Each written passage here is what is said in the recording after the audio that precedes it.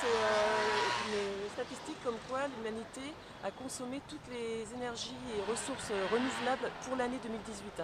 Ça veut dire que là on est le 1er août et en fait on vit à crédit au niveau renouvellement des matières. Donc il y a un classement qui est fait par rapport à plein de pays, compte tenu de cet indicateur qui a ses limites c'est sûr, mais, et notamment la France elle a dépassé depuis le 5 mai. Voilà. Et il y a des pays qui l'ont dépassé déjà bien avant et d'autres qui l'ont dépassé après. Et qu'est-ce qui a été réalisé aujourd'hui sur Angers pour cette occasion? Alors on a fait une action avec les Amis de la Terre. On est entré dans le carrefour Saint-Serge d'Angers, il y avait les Amis de la Terre et ANV COP 21. Alors qu'est-ce que les Amis de la Terre? Alors les Amis de la Terre c'est une grande ONG internationale qui existe à la base c'est The Friend of the Earth, qui existe depuis 50 ou 60 ans je crois. Et en France elle est existante depuis 30 ans et œuvre beaucoup sur l'action non violente directe. D'accord, et la ANV COP 21? Oui, vas-y. ANV COP 21, c'est un mouvement qui a été issu, comme l'indique son nom, à l'issue de la COP 21.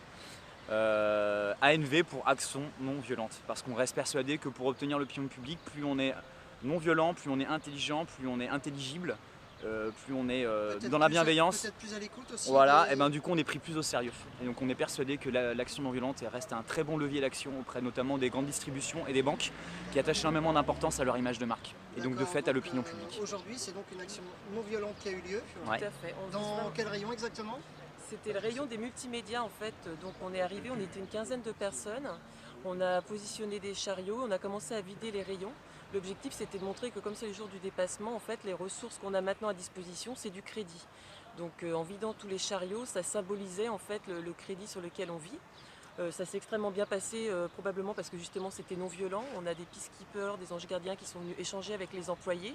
Donc il leur a expliqué vraiment ce qui se passait. Ils ont été très à l'écoute en fait, ils ont même posé des questions. Et on a pu ensuite dérouler la banderole qui expliquait qu'est-ce que c'était que le jour du dépassement, et on a fait un dying. Et on a vraiment pu faire toute l'action sans aucun problème. Je vais vous couper, un dying.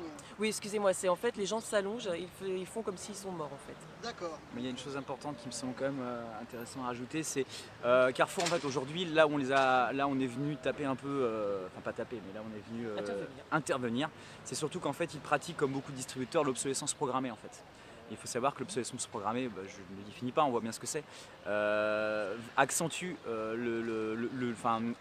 participe à l'avancement du jour de dépassement en fait. Voilà. Puisqu'en fait, simplement, c'est 40 millions de produits qui vont à la casse, à la benne chaque année en France, juste rien qu'en France. Donc de fait, les gens se rééquipent. ont donc de nouveaux besoins de ressources pour s'équiper et donc favorisent l'avancement du jour de dépassement. D'accord, et j'en Voilà. profite parce qu'on parle d'action non violente. Il y a quelques semaines, il y a eu une formation action non violente Ouais. à l'occasion de l'arrivée du Tour Alternativa.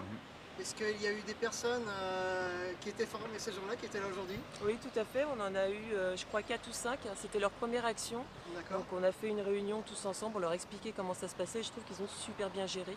Ils étaient vraiment sereins et comment on leur a expliqué que c'était non violent, qu'il n'y avait pas de risque, qu'ils pouvaient sortir à tout moment s'ils ne le sentaient pas. En fait, ils ont super Parce que assuré. souvent dans ces actions, ce que les personnes qui viennent pour la première fois, ce qu'ils risquent, c'est le juridique en fait, c'est ça Ouais, qui ouais. C'est très à léger. laquelle ils Ouais. ont peur, Alors en ici, fait. le risque juridique, à chaque fois on l'évalue en amont d'une action. Il est variable en fonction de la nature de l'action.